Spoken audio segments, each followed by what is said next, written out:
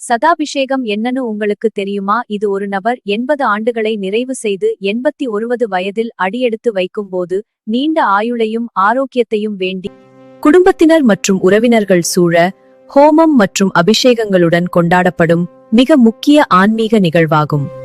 சதாபிஷேகம் என்றால் 100 அபிஷேகங்கள் என்று பொருள். கணவன் 80 வயதை நிறைவு செய்யும் போது இந்த விழா நடத்தப்படுகிறது. பெரும்பாலும் இது தம்பதியரின் பிள்ளைகளால் ஏற்பாடு செய்யப்படுகிறது. நேரம்: கணவன் 80 வயதை முடித்து 81 வயதில் நுழையும் போது தமிழ் பிறந்த மாதத்தின் நட்சத்திர தினத்தில் இது சிறப்பாக செய்யப்படுகிறது. சடங்குகள்: இந்த விழாவில் ஆயுள் சாந்தி ஹோமங்கள், கலச அபிஷேகம் மற்றும் தம்பதிகள் மாலை மாற்றிக்கொள்ளும் நிகழ்வுகள் இடம்பெறுகின்றன. முக்கியத்துவம்: இந்த நிகழ்வுக்கு பிறகு தம்பதியர்கள் சிவன் மற்றும் பார்வதியின் அம்சமாக கருதப்படுகிறார்கள்.